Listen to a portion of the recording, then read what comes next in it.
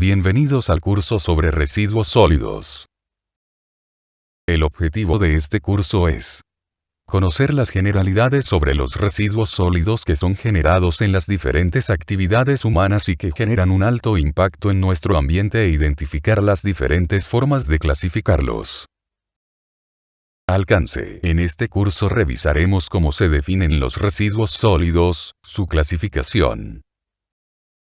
Veamos qué se considera un residuo. Un residuo o desecho es cualquier objeto, material, sustancia o elemento sólido resultante del consumo o uso de un bien en actividades domésticas, industriales, comerciales, institucionales o de servicios, que el generador abandona, rechaza o entrega y que es susceptible de aprovechamiento o transformación en un nuevo bien, con valor económico o de disposición final. Según definición del Decreto 1713 de 2002. ¿Cómo se clasifican los residuos?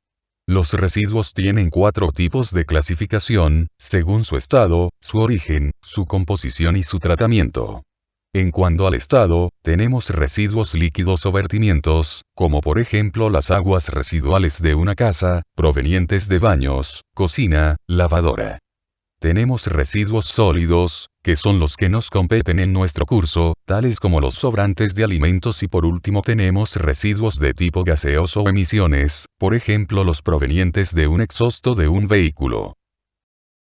La clasificación de los residuos de acuerdo a su origen, es algo complejo debido a la heterogeneidad de los mismos, pudiendo incluirse un mismo elemento en diferentes categorías de una clasificación. En general tenemos dentro de esta clasificación los siguientes tipos de residuos. Los residuos domésticos. Residuos institucionales.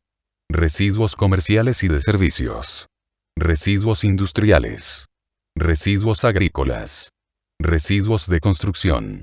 Residuos hospitalarios. Los residuos domésticos son aquellos producto de las actividades en nuestros hogares, como restos de comida, papel, cartón, plásticos, vidrios, textiles. Residuos institucionales. Generados por ejemplo por bancos, centros de enseñanza. Residuos comerciales y de servicios que son aquellos provenientes de mercados, almacenes, centros comerciales. Los residuos industriales son los provenientes de procesos industriales, su tipología y composición es muy variada pues dependerá del proceso productivo, un ejemplo es la chatarra. Residuos agrícolas. Generados de las actividades propias de la ganadería, la agricultura y las actividades forestales respectivamente. En general son orgánicos como restos de alimentos, pero también pueden incluir residuos de envases con plaguicidas. Residuos de construcción. Generados en obras de excavación, nueva construcción, reparación, remodelación, rehabilitación y demolición, incluidos los de obra menor y reparación domiciliaria. Por ejemplo los escombros. Residuos hospitalarios. Son los resultantes de la atención médica, en hospitales o consultorios, tanto para humanos como para animales. De acuerdo a su composición los residuos se pueden clasificar en urbanos, peligrosos o especiales. Veamos. Los residuos urbanos, en general agrupan aquellos residuos de carácter doméstico, comercial o institucional, y en su mayoría está compuesto por papel, cartón, residuos orgánicos, etc. Estos residuos no se consideran de carácter peligroso, o con un mínimo de estos, por ejemplo las baterías. Los residuos peligrosos de acuerdo al Decreto 4741 del 2005, es aquel residuo o desecho que por sus características corrosivas, reactivas, explosivas, tóxicas, inflamables, infecciosas o radiactivas puede causar riesgo o daño para la salud humana y el ambiente. Asimismo, se considera residuo o desecho peligroso los envases, empaques y embalajes que hayan estado en contacto con ellos. Ejemplo ello podrían ser los envases de pesticidas, los residuos hospitalarios, desechos nucleares, entre otros. Finalmente en este grupo tenemos los residuos especiales que son aquellos que por su composición o volumen requiere la adopción de medidas de especiales durante la recogida, el almacenamiento, el transporte, el tratamiento y la deposición final. Por ejemplo, los escombros, los residuos eléctricos y electrónicos, muebles de gran tamaño, animales muertos.